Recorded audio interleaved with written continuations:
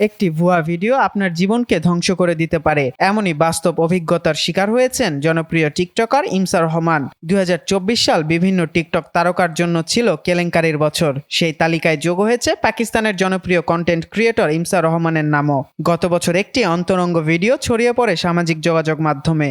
দাবি করা হয় ভিডিওটি পাকিস্তানের টিকটকার ইমসা রহমানের। অনেকদিন সামাজিক যোগাযোগ মাধ্যম থেকে দূরে থাকার পর অবশেষে তিনি আবারও ফিরে এসেছেন এবং প্রকাশ্যে তার দুঃসহ অভিজ্ঞতার কথা জানিয়েছেন। একটি ভুয়া ভিডিও স্ক্যান্ডাল কিভাবে তার ব্যক্তিগত জীবন ও অনলাইন উপস্থিতি ধ্বংস করে দিয়েছে সে সম্পর্কে তিনি কথা বলেছেন। তিনি বলেন, আমি নিজের মুখ দেখানোর সাহসও হারিয়ে ফেলেছিলাম। ইমসা রহমান জানান, মিথ্যা ভিডিও ফাঁস হওয়ার পর তিনি মানসিকভাবে ভেঙে পড়েন।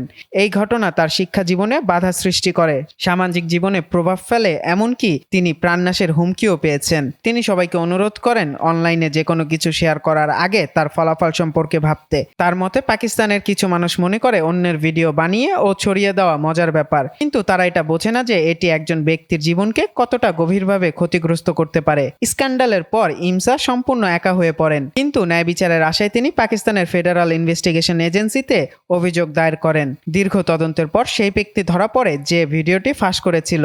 ইমসা রহমান পাকিস্তানি কর্তৃপক্ষের দ্রুত পদক্ষেপকে স্বাগত জানিয়েছেন এবং বলেছেন, এই ঘটনায় আমি শিখেছি অন্যায়কে প্রশ্রয় দেওয়া যাবে না, দোষীদের অবশ্যই আইনের আওতায় আনতে হবে। ইমসার আইনি লড়াই শুধু তার ব্যক্তিগত বিচার পাওয়ার জন্যই নয়, বরং এটি অনলাইন হয়রানির বিরুদ্ধে একটি শক্তিশালী বার্তাও বহন করে। তিনি বলেন, আমার এই লড়াই শুধুমাত্র আমার জন্য নয়, বরং তাদের জন্য যারা অনলাইন নির্যাতনের শিকার হয়েছেন। ইমসা রহমান পাকিস্তানের গিলগিট বালতিস্তানের একজন উদীয়মান সোশ্যাল মিডিয়া ইনফ্লুয়েন্সার। মূলত মাছ ধরা ও লাইফস্টাইল কন্টেন্ট তৈরি করেই তিনি পরিচিতি লাভ করেন।